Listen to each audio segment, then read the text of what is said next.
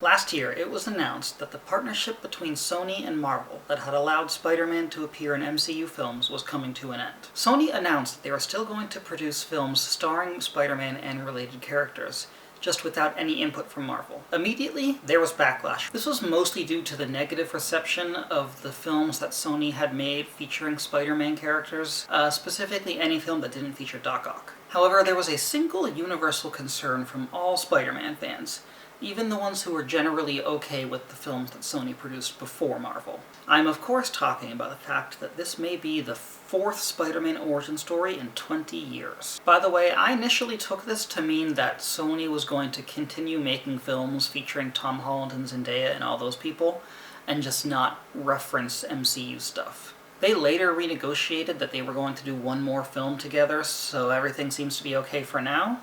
But this whole mess reopened the conversation that has been going on in superhero movies for about a decade. Origin stories. Everybody hates them. The people who make them hate them. I hate them. But here's the thing about origin stories. We need them now more than ever.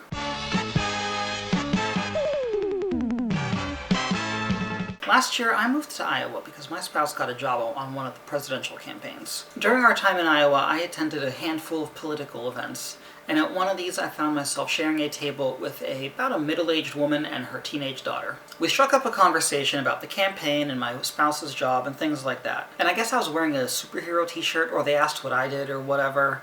Anyway, we ended up talking about comic books, and specifically comic book superhero movies. At the time of this event, the most recent superhero movie was Spider-Man Far From Home. And so they asked what I, a comic book blogger and writer, thought about the movie. I told them that I thought it was a pretty okay movie, but I still hate how the MCU makes the Spider-Man movies all about Iron Man. Both Homecoming and Far From Home are movies that are really about Iron Man, and Spider-Man is just kind of there as a supporting character. Personally, I think Spider-Man movies should be about Spider-Man, not Iron Man. I have never seen two people more confused in my life. You don't have to read a Spider-Man comic book to know that Iron Man pretty much has nothing to do with the character or his origins. Or at least I thought. Now, the teenager at this table was pretty curious and was listening, kind of trying to learn about stuff, but her mother was not having any of this. And she said something to me that I will never forget. With dead serious eyes, insinuating that I was the one who was wrong, she looked at me straight in the face and said, "Well, Spider-Man doesn't even have powers. He just gets powers from the suit that Iron Man gave him." When I told this woman that Spider-Man was actually introduced in the comics before Iron Man, and that the two didn't really have a significant storyline together until like 2007, she couldn't believe it. Now let me just say that I am not shaming this middle-aged woman from Iowa for not reading enough comic books. I believe that a movie should stand on its own. You shouldn't have to read any book or comic to understand it.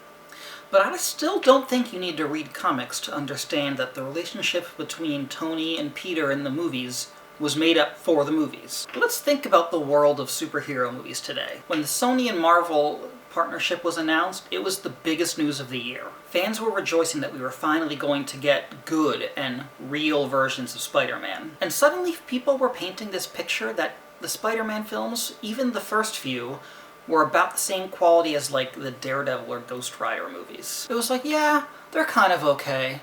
I mean, they're not great. Maybe they're terrible.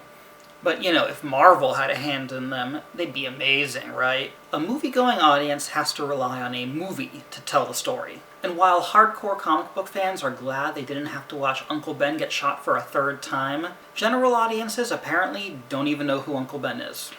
This is why we need origin stories. I still remember the origin of Spider-Man that was shown on the Fox Kids cartoon. If no subsequent cartoons and none of the films had ever gotten around to introducing the origin story, I would have been fine. But that's me. I actually really like the joke in the Spider-Verse movie where we're given basically the same origin of Spider-Man 7 times, and every time they're like, oh, we're doing this one last time. So I think I've pretty much covered why we need origin stories in superhero movies. But there's just one problem. Origin stories are the worst part of superhero movies. The Amazing Spider-Man is okay, but I don't like how it spends so much time dealing with Peter just going on a personal revenge mission. Like Spider-Man is some kind of vengeance anti-hero and not a superhero. How much of Iron Man is just Tony building a suit? And God, my personal big disappointment is the Power Rangers movie. It's like 2 hours of moody coming of age, which is great, but when they finally morph, they only get into like 2 minutes of actual superhero action. So I'm not saying we need that.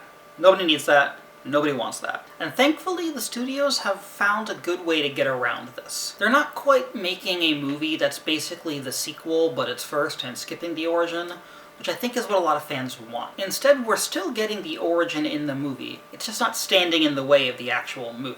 For example, in Civil War, the Black Panther is already the Black Panther. And then his standalone movie takes place shortly after that. We don't exactly see T'Challa become the Black Panther, but we get the general idea through context and kind of subtle exposition here and there. And then we see Killmonger become his own dark version of the Black Panther, and we can kind of assume that this is what T'Challa went through, so in a way we get 2 origin stories for the price of 1.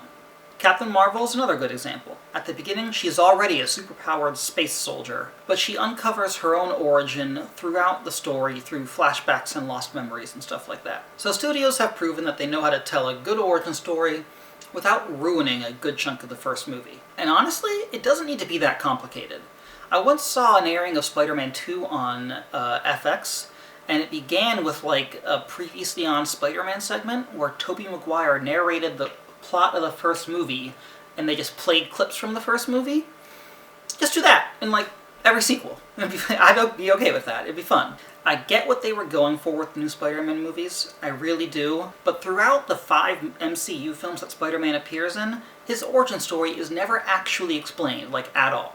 Sure, there's a few references here and there, and comic book fans can put the clues together, but for a casual audience, we never see Peter Parker get bit by a spider, and we never see Uncle Ben get shot. What we do get is Peter Parker being given a suit by Iron Man on 3 separate occasions. For the love of God, we need origin stories.